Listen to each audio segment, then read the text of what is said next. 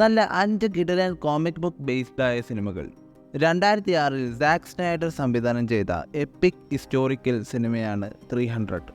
480 BC നടന്ന യഥാർത്ഥ സംഭവത്തിൽ കുറച്ച് ഫിക്ഷൻ മിക്സ് ചെയ്തിട്ടാണ് ഈ സിനിമയുടെ കഥ എടുത്തിരിക്കുന്നത്.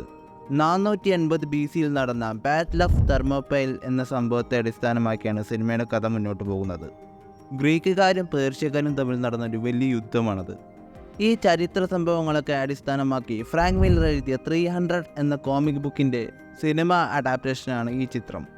ഒരു ലൈവ് ആക്ഷൻ ഗ്രാഫിക് നോവൽ കാണുന്ന രീതിയിൽ തന്നെയാണ് സിനിമ എടുത്തിരിക്കുന്നത്. ഈ സിനിമ നിങ്ങൾ ഇതുവരെ കണ്ടിട്ടില്ലെങ്കിൽ നിർബന്ധമായി ഒന്ന് കണ്ടു നോക്കുക, ഇഷ്ടപ്പെടും.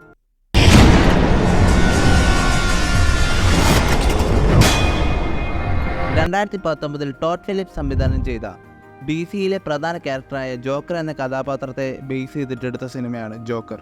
ആർതർ ഫ്ലിക്ക് എന്നൊരു വ്യക്തി സമൂഹത്തിൽ അയാൾ നേരിടുന്ന പ്രശ്നങ്ങൾ കൊണ്ട് എങ്ങനെയാണ് അയാൾ ഒരു വില്ലനായി മാറുന്നത് എന്നുള്ളതാണ് ഈ സിനിമയുടെ കഥ. സിനിമയുടെ 2ാം ഭാഗം ഈ വർഷം ഡിസംബറിൽ റിലീസ് ഉണ്ടാകും. മാർട്ടിൻ സ്കോർസേസി സംവിധാനം ചെയ്ത 2 ക്ലാസിക് സിനിമകളിൽ നിന്നുമാണ് ഈ സിനിമയുടെ ഇൻസ്പിറേഷൻ സംവിധാനം എടുത്തിരിക്കുന്നത്. 1976 വന്ന ടാക്സി ഡ്രൈവർ, 1982 റിലീസ് ചെയ്ത ദ കിങ് ഓഫ് കോമഡി എന്നുള്ള 2 സിനിമകളുമാണത്. ഞാനിപ്പോൾ പറഞ്ഞ സിനിമയായ ടാക്സി ഡ്രൈവർ അത് ഒട്ടുമിക്ക എല്ലാവരും കണ്ടു കാണും. പക്ഷേ ദ കിങ് ഓഫ് കോമഡി അധിക പേർക്കും അങ്ങനെ അറിയില്ല, കാരണം അതൊരു അണ്ടർ റേറ്റഡ് സിനിമയാണ്. അതും അടിപൊളി സിനിമ തന്നെയാണ്. ഈ പറഞ്ഞ 2 സിനിമകളും ഒന്ന് കാണാൻ ശ്രമിക്കുക, കണ്ടിട്ടില്ലെങ്കിൽ.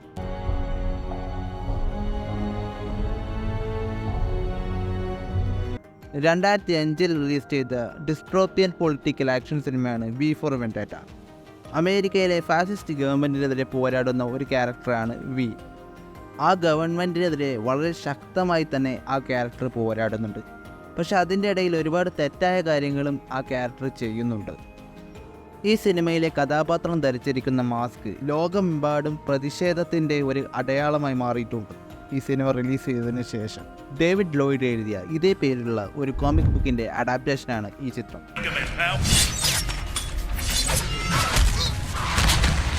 2009 സാക്ക് സ്നൈഡർ സംവിധാനം ചെയ്ത മറ്റൊരു സിനിമയാണ് വാച്ച്മാൻ. അലൻ മോർ എഴുതിയ ഇതേ പേരിലുള്ള ഒരു കോമിക് ബുക്കിൻ്റെ അഡാപ്റ്റേഷനാണ് ഈ സിനിമ. ഒരു സൂപ്പർ ഹീറോ സിനിമ എന്ന് പറയുന്നതിനേക്കാളും നല്ല ലക്ഷണമൊത്ത ഒരു ക്രൈം ത്രില്ലർ ഡ്രാമ എന്ന് പറയുന്നതാണ് ശരി.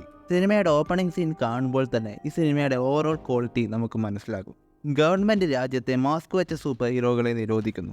മിനിറ്റ്മെൻ എന്ന പേരുള്ള പിരിച്ചുവിട്ട ഒരു സൂപ്പർ ഹീറോ ടീമിലെ കൊമേഡിയൻ എന്ന ക്യാരക്ടർ മരണപ്പെടുന്നു. എന്നാൽ ഇപ്പോഴും ആക്റ്റീവായ സൂപ്പർ ഹീറോ ആയ റോഷാക്ക് വിശ്വസിക്കുന്നത് മാസ്ക് വെച്ച സൂപ്പർ ഹീറോകളെ മാത്രം ആരോ തേടി പിടിച്ച് കൊലപ്പെടുത്തുന്നു എന്നാണ്. ആരാണ് കൊമേഡിയനെ കൊന്നത്? ആരാണ് സൂപ്പർ ഹീറോകളെ കൊല്ലാൻ ശ്രമിക്കുന്നത്? ഈ 2 ചോദ്യത്തിൻ്റെയും ഒരു അന്വേഷണമാണ് സിനിമ.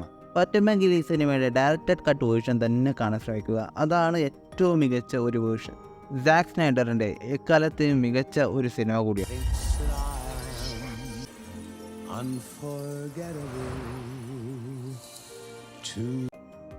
2022 റിലീസ് ചെയ്ത ബാറ്റ്മാൻ. DCയുടെ ബാറ്റ്മാൻ മൂവി ഫ്രാഞ്ചൈസിൻ്റെ ഒരു റീബൂട്ടാണിത്. സ്വന്തം മാതാപിതാക്കളുടെ മരണശേഷം മെൻ്റലി ഡൗൺ ആയിട്ടുള്ള ഒരു ബ്രൂസ് വെയ്നെയാണ് നമ്മൾ ഈ സിനിമയിൽ കാണുന്നത്. ഗോതം സിറ്റിയിൽ ഒരുപാട് കൊലപാതകങ്ങൾ നടക്കുന്നു. ഇതൊക്കെ അന്വേഷിക്കേണ്ടി വരുന്ന ബാറ്റ്മാൻ നേരിടേണ്ടി വരുന്ന പ്രശ്നങ്ങളാണ് സിനിമയിൽ കാണിക്കുന്നത്. ഇത്രയും കാലങ്ങൾക്ക് ശേഷം റിലീസ് ചെയ്തിട്ടുള്ള നല്ലൊരു ബാറ്റ്മാൻ സിനിമയാണിത്. ഒരു നല്ല നിയോനോയർ ക്രൈം ത്രില്ലർ സിനിമ കാണുന്നത് പോലെയും ഈ സിനിമ കാണുമ്പോൾ നിങ്ങൾക്ക് തോന്നാം. ഈ സിനിമയുടെ പോസ്റ്റ് ക്രെഡിറ്റ് സീന് ഒരിക്കലും മിസ്സാക്കരുത്. അതിൽ ഒരാൾ വരുന്നുണ്ട്, ആരാണെന്ന് അറിയില്ല, കണ്ടവർക്ക് അറിയാം ആരാണെന്ന്. ഒരാൾ വരുന്നുണ്ട്, അതൊരിക്കലും മിസ്സാക്കരുത്. ഈ സിനിമയുടെ 2ാം ഭാഗം 2026 റിലീസ് ചെയ്തതായിരിക്കും. 1989 വന്ന ബാറ്റ്മാനും ദ ഡാർക്ക് നൈറ്റ് റൈസസ് എന്ന ഈ 2 സിനിമകളെ പോലെ തന്നെ മികച്ച ഒരു ബാറ്റ്മാൻ സിനിമയാണ് ഇതും. ഇനിയും നിങ്ങൾക്ക് ഇതുപോലുള്ള വീഡിയോകൾ ലഭിക്കണമെങ്കിൽ ഈ ചാനൽ സബ്സ്ക്രൈബ് ചെയ്യുക. ശുഭദിനം.